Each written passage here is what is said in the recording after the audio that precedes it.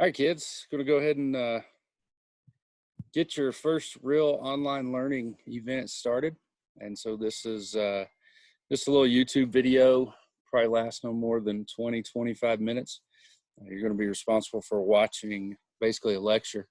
And I've put you a note taker, just a document where you're going to see the 5 major points, and I'll lay those out pretty clearly for you. You'll need to follow along with that note taker, and you're going to fill it out as you go, and then you're going to submit that note taker for a grade. And we'll talk a little bit more about that here in a second. It should be a pretty interesting week for you guys. This is something I'd wanted to do with you at school. And when I started thinking about things that we could do, even for all 3 of my criminal justice related classes right now, this was kind of the first thing that popped up on my list, because I knew we could get some pretty good research done on this event and what it was and how it applies to all 3 of my classes and standards in all 3 of the classes. So pre-law, criminal justice 2, criminal justice 3. We'll actually have some neighbors, this Elizabethan thing this week. This is also going to be with our Johnson County partners. And so their instructor, Emily Harrison, she'll be working with you next week. She's going to work on the legal side of a murder case, and should be pretty interesting. Or, excuse me, not a murder case, but an abuse case. And that kind of brings up a good point. If at any time you don't feel comfortable with the material, all you need to do is let myself or Miss Harrison know, and we will take care of you. We've got all kinds of different ways that we can bring this material to you, so we don't necessarily need you to do this. So we are going to be discussing sensitive topics. Of course, this is a criminal justice class, and so sensitive topics do come out, but we can also learn the material without going into these specific topics. So if you know somebody that's involved, if just the material itself is something you don't want to learn about, it's not a big deal. Shoot us an email and we'll take care of you from there. And so I'm going to go ahead and share my screen with you right here. And we're going to look at just a very quick PowerPoint, and then I'm going to get into the lecture formally. Okay. And this will kind of be an advanced lecture for you, because you're not going to be able to ask me questions in real time. And you're also not going to have a PowerPoint much after I'm done with this one here. So I'm going to be kind of working off of my own sheet, my own notes. And so it's going to be up to you to take the notes as we go through. I'll try to use keywords like 1, 2, first, second, third, next, finally, just to kind of give you my sub points for each major point, which I've already given you the major points on the note taker. But if at any time you've got questions, you can email me. I'll be checking email throughout the day right now. You'll probably hear my email dinging as we're sitting here. Between baseball and this, there's been a lot of email traffic these last few weeks. So let's go ahead and talk about this. So this week, this unit of study is going to be about critical incidents. We'll talk about what a critical incident is. You probably have a general idea already of what a critical incident is, but we'll talk about what those definitions and things are. But it's kind of the things that happen in law enforcement that make TV shows good, and they can be very stressful. Is it a big part of the job? No, it's an incredibly small part of any level of law enforcement, even federal law enforcement, like I used to work. And so critical incidents don't happen very often. Very thankful for that. I would say that we are in a type of an extended critical incident right now with the coronavirus. You're seeing a lot of the things pop up on TV and Facebook, some of these conspiracy theorists. Oh, look, the Army's setting up tents. Well, of course they are. The critical incident personnel are enacting all kinds of plans that have been poured over not just years, but decades about should something like this happen, what should we do? And so we're not seeing a whole lot of movement by the federal government and even the state government just yet.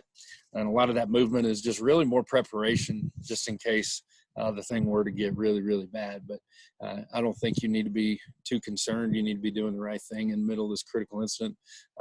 One of the legal things we are going to talk about is Governor Lee's order. I will be sending that out later this week. We'll be looking at that as far as legal concerns for critical incident. How is it the government can tell you to stay at home right now? How do they have the legal ability to do that? And if, let's say that there was, we had the wildfires in Gatlinburg a couple of years ago, there were several thousands people who were locked out of their homes, whether it was a second home, a rental home, or something more of a daily living home, that they were locked out of these homes for weeks and not really given any recourse to go in there and see if their house really hadn't even burnt down. How is it the government's able to do those types of things? So that's the type of stuff that we're going to be talking about throughout this. You've got 6 main points there on your note taker. Number 1, what are critical incidents? Number 2, how do law enforcement agencies prepare for critical incidents? What is it that they do in the days, weeks, months, years, decades leading up to a critical incident that allows them to be prepared? Because this is really important. A lot of training, a lot of money goes into preparing for things that never happen. And when you're always thankful they don't happen, but you always want to be prepared for these critical incidents. Number 3, what to expect when a critical incident happens. What is it that you're going to go through as an officer, as an agent, a detective, as a chief of police, or a sheriff, or a special agent in charge of a whole division of the FBI? What are the types of things that are going to happen during these critical incidents? Number 4, how should law enforcement agencies deal with the media? Man, this is a big one. The thing that went down in Ferguson 3 or 4 years back was just really just a wake-up call, because up until the last 4 or 5 years, most of the time, if law enforcement looked at people and said, you're just going to have to hang on, you're going to have to wait, you're going to have to trust us, people would say, okay, and they'd go home and sit and wait for the facts to come out. Well, we're dealing in a society that expects to be informed now, and if I'm not told what's going on right now, that means you're trying to cover something up, and people started rioting because they believed there was a cover-up and all these things going on. And so law enforcement agencies got to look at how they deal with the media. Number 5, what are some legal concerns during a critical incident? There's a lot of legality that goes into all of these things. How is it that a law enforcement agency can have all this military equipment? Law enforcement's not supposed to be like the military. There's a thing out there called the Posse Comitatus Act. We'll look at it later this week that says law enforcement cannot be militarized per se. And so there's a lot of little bitty tiny things, little details that lawyers haggle over in the weeks, days, years leading up to this about how exactly we can respond during a critical incident. Then the last thing, what happens when a critical incident is over? A lot of people think you just pack your stuff up and go home and wait on the next call. That's not how this works. Okay, there's a lot of things that go on behind the scenes when the thing is over to continue to deal with the fallout from a critical incident. Just to give you a heads up what it is we are going to be looking at later in the week. Thursday, you'll do some open source research on what happened here in Carter County in 2015.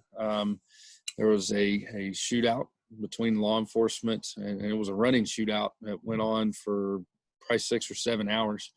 Had air support, 4 or 5 different agencies. At the time, I was actually still a constable. Myself and one of my constable partners went out and assisted and took calls that night so that the deputies could be freed up to go and respond to the critical incident. But there was a response to a domestic violence incident. Individual was intoxicated and very well armed, and upon response by law enforcement, he opened fire on the officers. He did end up hitting one officer. Luckily, she had a full recovery, still working for the sheriff's office, and she's a heck of an American. She's a great deputy. I don't know her very well, but I'm very impressed with what she went through with this incident. Obviously, that's going to be a big part of this, is there's going to be officers in very stressful events, and we've got to make sure those officers are taken care of. We owe them that as a society to give them everything they need to recover fully. And so that's kind of what we're going to be working towards at the end of the week. We will be doing a conference call. I'll give you the time. It will be Friday. We will be doing a conference call with a deputy who is in command of the Carter County Sheriff's Office SWAT team that responded to that incident. And it's going to be a really good thing. He's been wanting to present his findings for a while, so he'll have a PowerPoint, and it will be live, and you will be able to ask questions and all those good things, and you'll have a small follow-on essay assignment after that is taken care of. So let's stop sharing the screen now. We're going to get away from the PowerPoint, and I'm going to get into this lecture. It'll probably take about 10 minutes. I'm going to move really fast, but the cool thing about this is it's recorded, so you can go back and check up on things if you need to. So let's look at our first point here. Or first question, I should say. First question is, what is considered a critical incident? There's a website out there. It's called officer.com. It's a very good source of information for you. They define a critical incident as an abrupt, powerful event that falls outside the range of ordinary human experience. And so if that's kind of a general definition for say somebody like my wife, who's an accountant, she has a car wreck, that's going to be a critical incident for her. That's an abrupt, powerful event that falls outside her daily, ordinary human experience. Car wrecks for police officers, not a critical incident. Even if there's a fatality, that is something that happens quite often, unfortunately. That's not going to be a critical incident. Somebody shoots at somebody shoots somebody and kills somebody. That's not necessarily in and of itself a critical incident for law enforcement. It doesn't become a critical incident until it is outside the range of ordinary human experiences for a police officer. When we start having, we've got 4 or 5 folks that have been shot.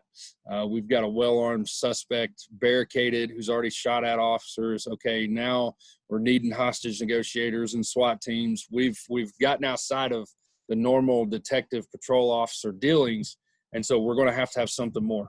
And so one of the things, I'm going to go back to screen share with you. One of the things I do want to look at here is, let me see if I can find it, is the FBI's, what they call the Critical Incident Response Group. This is a really super neat, unbelievable group of individuals, special agents, that do really the cool things that they make movies about. You can see there on the front page, these are guys called the Hostage Rescue Team. They make a lot of movies about these guys called HRT. Phenomenal people. You can't even really, they're the best of the best of the best of the best when it comes to tactical situations and dealing with those types of things. Both of these pilots, these 2 dudes hanging off the side of the chopper, they are special agents who worked a regular special agent job, who went through a selection process to become HRT. And then the training that they go through is like nothing you've ever imagined. I just can't even put into words some of the things they have to go through to be members of HRT and to continue to be members of HRT. Their training is unbelievable, but it just kind of goes into what a critical incident response group does. It says here consists of a cadre of special agents. Move my window here. Special agents and professional support personnel who provide expertise in crisis management, hostage rescue, surveillance and aviation, hazardous devices mitigation, which would be like your bomb disposal, crisis negotiations, behavior and analysis, and tactical operations. So this is just a huge, huge, huge group of folks, of special agents and support personnel that do really, really cool things.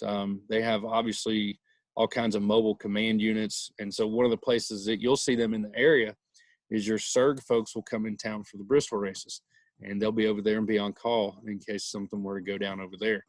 They're a big part of planning of the security for the Super Bowl, for the World Series, for all those types of events. They are who we turn to, these critical incidents. If there was a big terror attack, SERG would be in charge of running the crime scene. Okay, maybe not the actual evidence recovery part of it, but as far as like securing and taking care of personnel, tactical and technical operations, they're going to be the ones that are going to be in charge of that. So really cool group of folks, but that's where you kind of see what it is that we're looking for out of these critical incidents, okay, and what is expected out of law enforcement. So it can vary department to department, can vary on daily operations. Right now, just to kind of look at current events, if someone were to go into Sycamore Shoals Hospital and they tested positive on the spot for coronavirus, with only 1 case in Carter County right now, we would likely be treating that as a critical incident. Who is this person? We've got to run down all the people they came into contact with. So that would be a critical incident for our local government. Now, we have 720 cases in Carter County, and somebody comes into the hospital with coronavirus. That's not a critical incident anymore. At that point, we're already dealing with a massive influx of patients. We don't have the personnel to run down everybody they came into contact. At that point, we're dealing with it as it comes. And that's once again become the range of ordinary human experience in Carter County is people with coronavirus.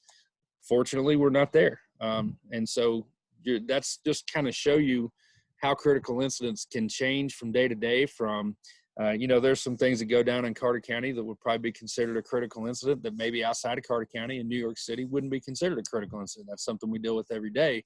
So we don't need that to be a critical incident. So it can change from day to day, from department to department, but we kind of understand that it's anything outside of our normal day-to-day operations. All right, moving on to question 2.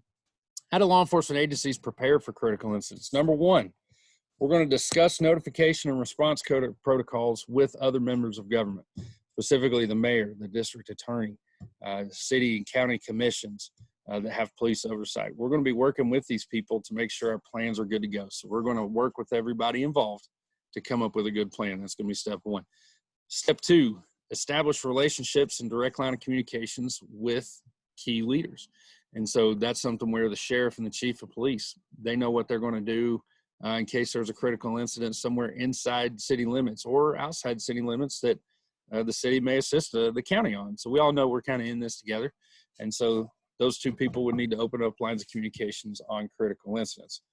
Step 3, establish relationships and lines of communications with subordinate police leaders. So not only are we going to talk across, we're also going to talk down. So your SWAT team leader and your chief of police need to know each other really well, and they need to have a good understanding of how it's going to work on any type of critical incident scene. For example, who is in charge? So if there's somebody barricaded in a home, who makes the call on when the SWAT team goes in? Me as a chief of police or the SWAT team commander? And that's a really sticky situation that needs to be thought of before we're standing out there on the scene when it's all hot and heavy, okay? Number 4, once relationships have been established, form an advisory board that reflects the diversity of the community. This is a good one. You want to have people to help you make decisions, especially beforehand. The more decisions we can make before a critical incident, that's less things I have to deal with on site, okay? So if we've got a shooter up a holler in Carter County and we've got to decide, are we going to shut down the entire holler? Are we going to keep people from going in and out? You know, a lot of that's going to depend on the situation and the spacing and all those things. But we've got to know, well, according to Tennessee law and federal law, can we shut down the road? That's a good question. It's a really good question. So we want to establish relationships with people in the community to get those things taken care of. Step 5, ensure you have protocol for major incidents, including a media plan. So you want to have just basic generic response. Okay, we had an officer involved shooting. We'll literally have a press release that we copy and paste and send out to all the media. That's just boilerplate language. It's just if we have one on Monday and then one on Friday, they're going to get the same initial press release on Monday that they do on Friday. That's one less thing that we've got to worry about. Okay, so we're going to have protocol. In other words, we're going to have steps that we go through. We're going to have a plan, a checklist, whatever you want to call it, that we're going to start kicking in action as soon as something happens. Okay, somebody calls in some type of threat to the school system, boom, protocol for school system threats, step 1, step 2, step 3. We're going to roll through those steps. That way our response is studied and it's accepted by the community because we've already talked with all these people about it. And number 2, we don't miss anything. We don't want to miss something in this. Okay, it'd be shocking to know that a lot of times you just don't know who's going to show up to these things. And so who's going to be responsible for the outer cordon of surrounding the school and making sure nobody comes in or goes out, one or the other. So we're going to have that in step that's going to be patrol supervisor on shift at the time. He or she is responsible for the outer cordon, those types of things. Number 6, top officials should visit officer roll calls and meet with specialized department units. So we looked at the FBI SERG. They have a bomb defusal unit, okay, explosive ordnance disposal, whatever you want to call it. The chief of police should know this person and should understand the way they think, the way they operate, what they need, what they don't need to be doing on a scene. I should know all those things. I should have contact with them. So in a larger department, that could be troublesome. In smaller departments, this is usually pretty simple. Okay, it's, you know, Bob on second shift. He's our EOD guy. We sent him to the FBI school. He's certified. I actually used to be on patrol with him, blah, blah, blah. But in bigger departments, it could be a problem. You know, Bob, the EOD guy, shows up and you don't know who he is. You don't have a relationship. So it's going to be very important to establish those relationships with your police leadership and your police officers. Number 7, maintain communication with them. So have regular meetings to go over your protocol, make sure your protocol is correct. Number 8, secure and maintain any specialized equipment. Okay, so something like a mobile command post. You need to get equipment like that. If your explosive ordnance disposal people need certain suits and equipments and robots and drones and all these things, then they need to have what they need. They need to be trained on it, and they need to maintain that stuff. Okay, so that's going to be very important. We don't want to get out on a scene and say, man, I wish we had a drone. It'd be really nice right now to fly a drone over the top of the house where that guy's barricaded so we could see in the windows and just get an eye on him. Maybe he tries to shoot it down and now we know where he's at or what he's doing, or maybe we see that he's sitting in the backyard with his hands up and we just can't see because the shrubbery out back is so thick. You know what? It's just that type of stuff. We want to try to have as much equipment as we can. Number 8, identify, train, and maintain specialized units. Okay, so not only do you need the equipment, but you also need the units, the people that are going to man the equipment. So things like SWAT, hostage negotiators, EOD, crime scene search teams. You guys have a lot of experience with that in the last few weeks. So we want to have all these specialized units, and we may never use them. That would be great. But if we ever need a bomb defused, then we need those people. Number 10, ensure communications plan and test regularly to include your radio frequencies and equipment. One of the things we're going to talk about here in a second is what happens when these critical incidents happen. Man, the communication goes through the roof, and everybody wants to talk, and everybody's got important information. That was one of the big things on 9/11 that NYPD and FDNY all realized was like, wow, our communication system just completely failed. One building had fallen down, and they couldn't communicate with people in the other building to tell them to get out because they figured it was coming down. And so those communications equipment, its capabilities, our usage thereof is really, really important in a critical incident, especially when you're either in a very urban place where there's going to be a lot of people, or you're out in the middle of nowhere where cell phones don't work. Okay, radios, they don't care where they're at, they will work. And so we've got to make sure our radio equipment and all the frequencies are taken care of and that they'll operate the way we need them to operate. Last thing, step 11, conduct regular exercises to identify strong points and address your weaknesses. And so we're going to conduct a lot of scenario training where we call in all these people and give them a problem, and we go out and we actually train. Okay, so maybe there's been a bomb exploded somewhere, and we go out to a mock-up village somewhere. The fire department has a lot of training buildings and things that they have, and we're going to go out and actually blow something up under a controlled situation. But then we're going to investigate it. We're going to have SWAT clear the area. We're going to do all these things like we would do, and then when it's done, we're going to get back together and say, okay, what did we not do well? What is it we can do better?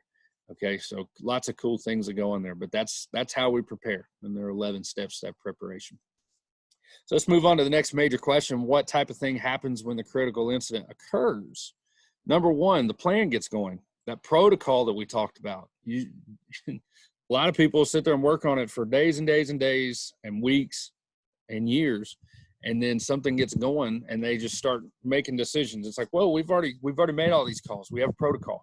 Dig the protocol out. Boom, here we go. And generally, law enforcement types, district attorneys, we're really good at protocol.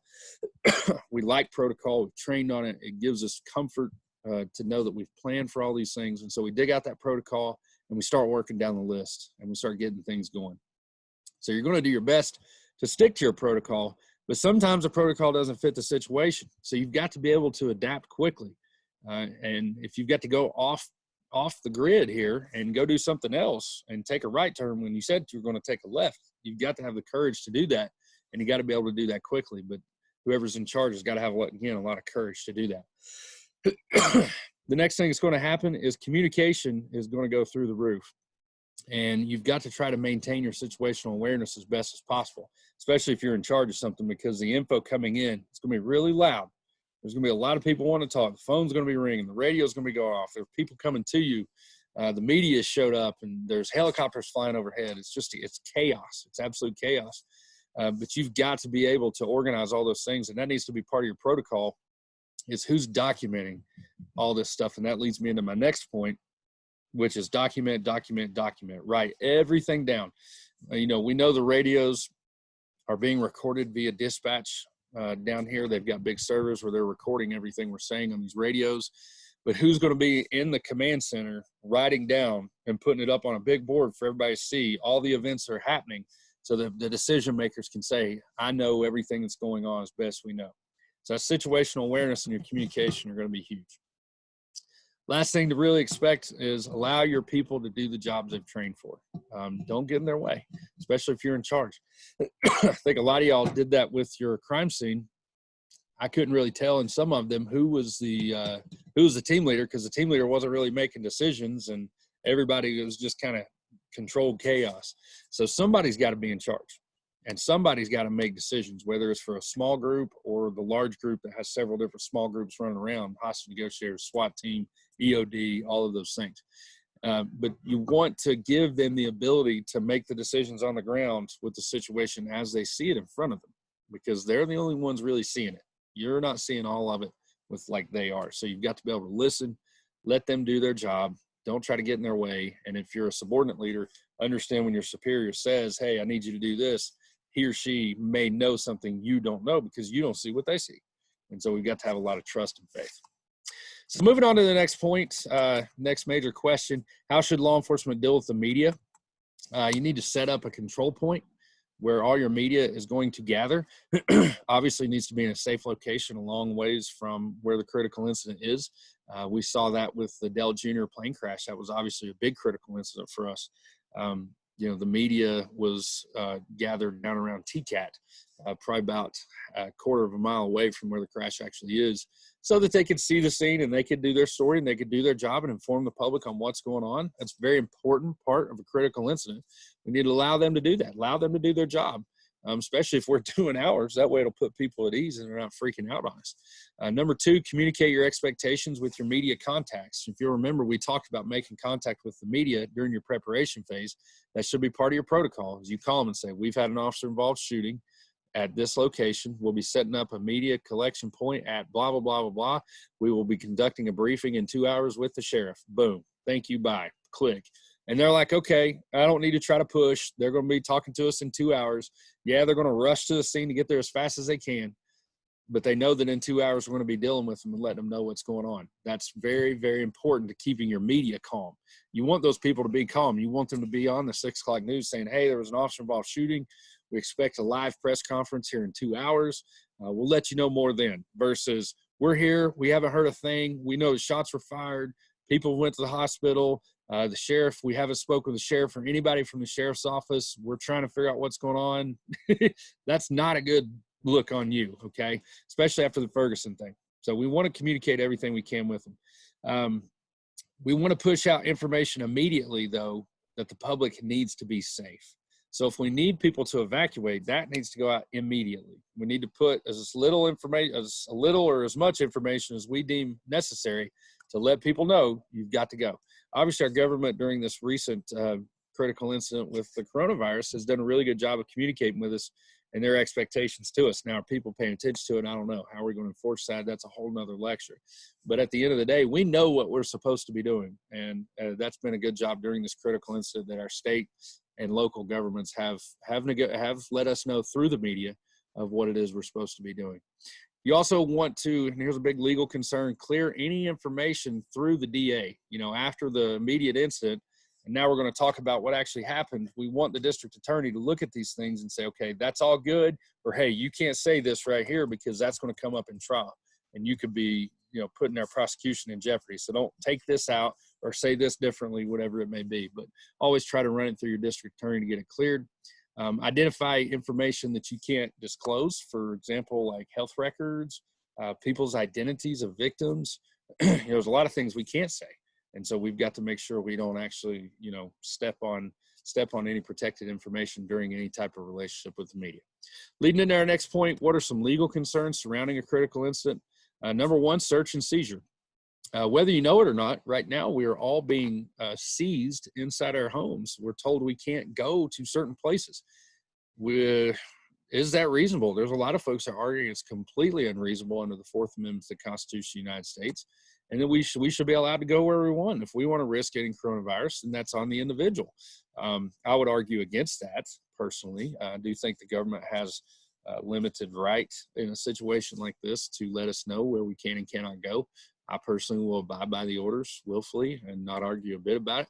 But again, there's conjecture there about during a critical incident, what about search and seizure?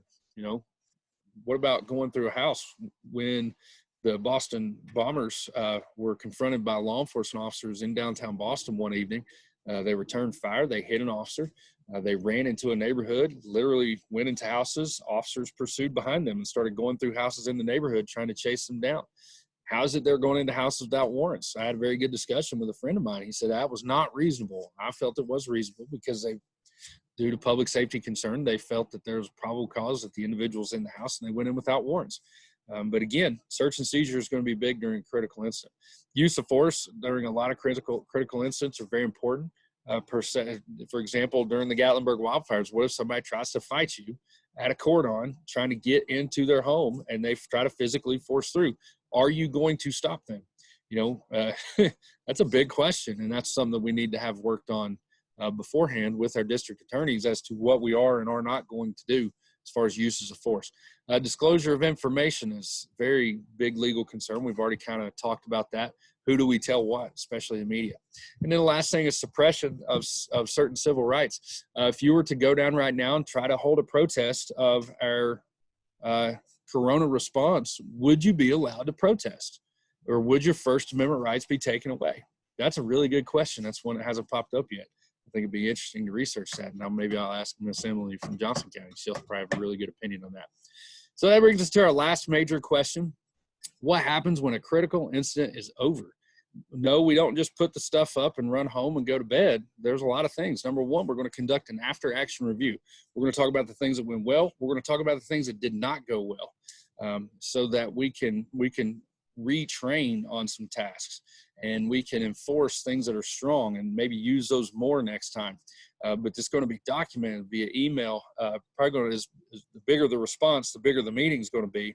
But we're going to go through this thing with a fine-tooth comb and figure out how we can get better.